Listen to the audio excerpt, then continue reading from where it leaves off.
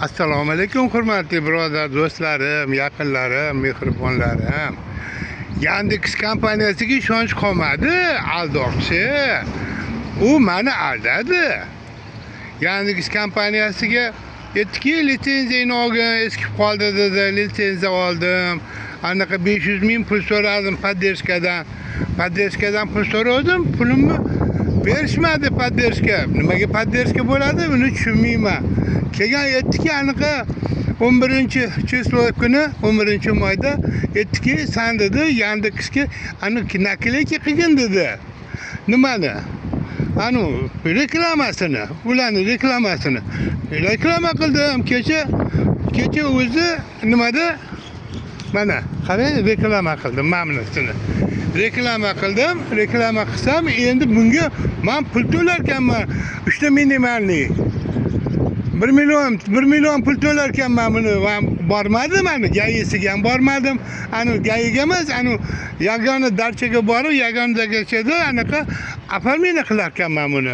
Ruxsatnomasini olarkanman.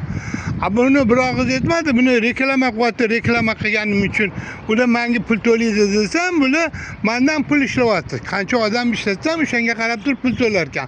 Buni shundoq ham bilaman, pul to'lash degani nimaga aldaydi bilmayman uni. Anaqaga meni Yandexga anaqami o'chirib qo'yishdi haligi. Anaqa 139 ta klient olsang, unda dedi 139 ta klient olsam 1 million 200 pul to'layarkan. Deb u keyin men aytayapman-ki, nega kam pul to'laysizlar deyapman. Hamma yo'q probkada yurib qiyin bo'lyapti-yu. Nega 2300 so'm, 2400 so'mdan pul to'layapsizlar menga deyapman.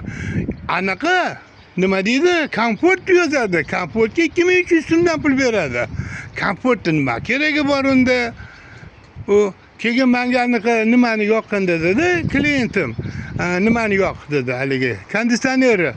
Nima konditsioner yoqaman? Men dedim, Yandex menga dedim, konditsioneri pulini bermayapti. Men расход больше anaqasini dedim. У меня же больше двойной расход ходит dedim. Вы не можете заплатить dedim. Endi hamma har qildi. U klientni oldiga borib, klientni uni yoqqa nimaga chiqarguncha anaqa. Uni joyiga olib borguncha qancha qiyin. Hamma yo'q probka, odam ko'p.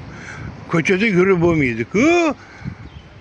To'la-ku, kecha anaqada nimaga ketayotganimizda haligi Sergeli tumanidan anaqaga ipodromga ketayotganimizda hali mostga tushmasamda razboraz qilib yana qaytib kelarkanimda hamma yo'q probka, yuradigan mashinaga joy yo'q. Bundoq qilib. Bundoq qarasam, endi orqasiga aylanib chiqib ketsa bo'ladigan joy bor ekan. Shuni oldim. Hech qanaqa zakam yo'q, boshqasi ham.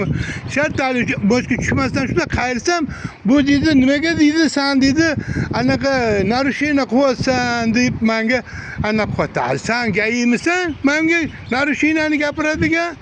Yandex so'zda nimaga javob beradi? Buni ham bilmayman.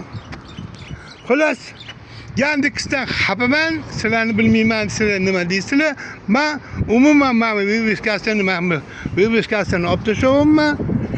Men qo'shimcha ham chiqardi Yandexga men olib tashlayapman. Bu yoqni olib tashladim, bu yoqni hozir olib tashlayman. Sen Yandex kompaniyasi o'zingga qilib olgin. Anaqani bu reklamani ko'tingga tiq. Sen o'zing ham shunaqasan. Haligi menga zamechani beradigan ham shu bo'q odam. O'zi mashina maza qilib hadib beraman. Senga nima men senga qulmanmi? Я твой собака, что ли? Anaqa deysan. Что хочешь, что делаешь? Это мой собственный машина, что хочу я, что и делаю. Почему тогда реклама делаешь, а ну menga shunaqa deyapti poddershkada? Buni bilmadim men. Yandex kompaniyasiga, Yandexdagilarga aytmaymanki, sizlar o'zinglarni borliginglarni bildirib qo'yinglar. Juma kuni dam oladigan kun qilinglar. Umuman hech qaysinglar chiqmanglar juma kuni. Sizlar o'zinglarni kimliginglarni bildirib qo'yinglar. U xohlagan ular puliga ishlamanglar. Ular aytgan pulga ishlamanglar. 3,5 ming so'm bo'lsin deyapman men.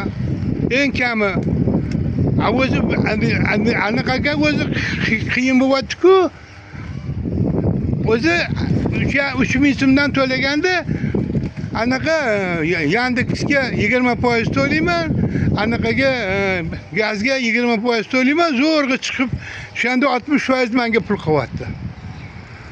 Nima, men unga qilmayman, 2300 so'mdan 2400 so'm, 2600 so'm pul beradi. Shuning uchun men endi chiqmayman, sizlarni bilmayman, Yandexga chiqasizlarmi, chiqmaysizlarmi?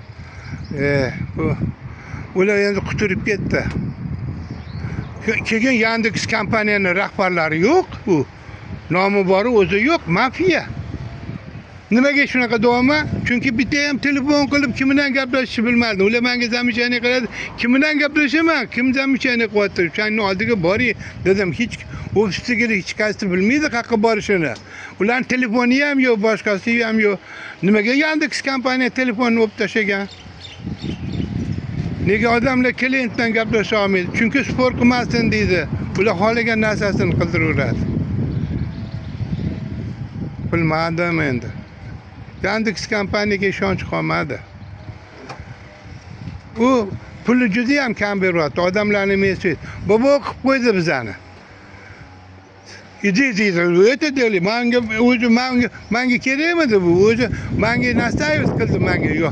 Yopishtirgan dedi. Yopishtirgandan keyin endi sen apalmayna qilgin deb aytibdi. Xo'p, xayr, hammanglar sog' bo'linglar, salomat bo'linglar. Bolalaringiz uchun ishlash davom etkazaveringlar. Men shunchaki aytaman, chunki sizlar ishga chiqmasanglar bo'lmaydi. Bolalaringlarni sizlar bobo bo'lib yuraveringlar. O'zinglarni haqqinglarni so'ramanglar. Oldingi Soyuzda bo'lgan narx-navoni ko'ring, narx-navoni. Hozirgi berayotgan narx-navoni qarang. Mashinaga o'tirishingizga 20 tiyin pul berardi.